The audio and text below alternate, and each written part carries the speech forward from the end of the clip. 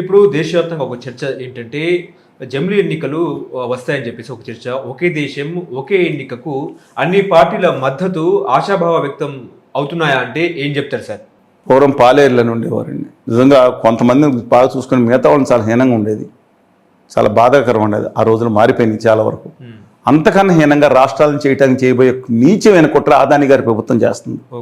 అదానీ గారు అండకో ప్రభుత్వం అనే ఆరోపణ. అది ఒక వ్యక్తి కాదండి, ఒక శక్తి. అదానీ అంటే ఒక వ్యక్తి కాదు, ఒక భయంకరమైన శక్తి అంట. ఆ శక్తి కింద పదగట్ల కింద నలిగిపోతున్న ప్రజాస్వామ్యవాదులందరూ వాళ్ళ పైకి నిలలేసి నిలబడాలి.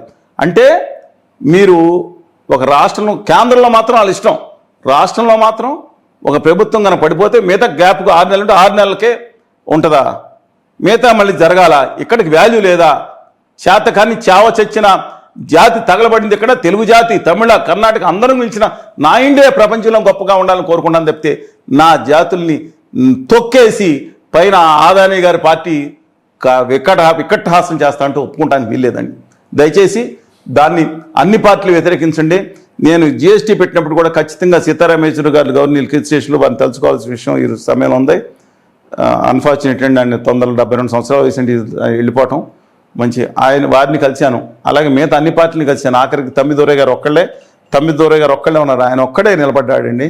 జయలలిత గారు నిలబడ్డారు. వాకౌట్ చేసిన ఒకే ఒక పార్టీ రాష్ట్ర హక్కుల కోసం పార్టీ. ఆ జయలలిత గారు అది అయిన తర్వాత ఆవిడ ఏం చేశారు చూశాను. జయలలిత గారిని ఎలాంటి ఇబ్బందులు పెట్టారో అది అదానీ గారి పార్టీ పెట్టిందా లేదా, వాళ్ళ గవర్నర్లు పెట్టారా లేదా, వాళ్ళ కేంద్ర మంత్రులు ఎలాంటి చర్యలు ఇస్తారు. తర్వాత ఎప్పుడో ఆత్మకథ రాసినప్పుడు శశికళ గారు ఎప్పుడు రాస్తారేమో.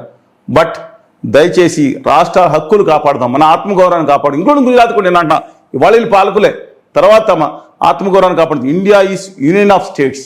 అంతే తప్ప అదానీ గారి యొక్క ఆదేశాలకి అండ్ కంపెనీ ఆదేశాలు జరిగినది కాదని చెప్పి విత్ డ్యూ రెస్పెక్ట్స్ మనం చేద్దాం. వాళ్ళ బంధం 5 ఏళ్ళు కొనసాగే అవకాశం ఉందంటారా?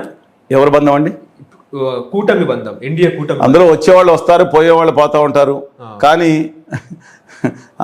ఆ కరాళ నృత్యం చేసే దాంట్లో వెళ్ళి ఆ పాపాన్ని మూట కట్టుకునే వాళ్ళు ఎవరో నాకు తెలియదు, కానీ పాపం చేసినట్లే. ఇవాళ చంద్రబాబు నాయుడు గారు ఏం చేశారు అనేది ఆయనకి అర్థమవుతుంది. తెలియదా అండి? ఏం నువ్వు పచ్చి అవినీతి పడు, నీకు ఇది అయిపోయింది, నీ కొడుకుని అని ఇష్టం వచ్చినప్పుడు మోడీ గారు మాట్లాడలేదా? మళ్ళీ ఇప్పుడు ఆనందమైందే. ఎంతకుముందు ఎన్నిసార్లు మాట్లాడారు? అది అయిపోయింది. శివసేనని మొక్క చెక్కలు చేసి అవతల గుర్తుని, ఆ పాత గుర్తుని కూడా, బాణం గుర్తుని కూడా లాగేసుకున్నారు కదా. అప్పుడు తెలియదా? అకాలీదాన్ని నిర్వీర్యం చేయలేదా? ఆ బిష్ణోయ్ గారిని పక్కన పెట్టలేదా? నితీష్ కుమార్ని ఆడించట్లేదా? జేమం ఎవరిని మనం చెప్పంటారండి? ఎవరిని ఏఐడిఎంకేని 2 ముక్కలు చేసి ఆ రాష్ట్రంలో దాన్ని భూస్థాపితం చేసేసి దాన్ని పక్కన పెట్టి సొంతంగా చేద్దామని చెప్పి ఇవాళ ఆ ఏఐడిఎంకే, డిఎంకే లాంటి దాంట్లో కూడా పెట్టి కుట్రల్లో మతాన్ని తీసుకొచ్చి తమిళనాడు 2 భాగాలకు చేద్దామని ఆంధ్రప్రదేశ్లో చేసినట్లు బాగా ఉంది.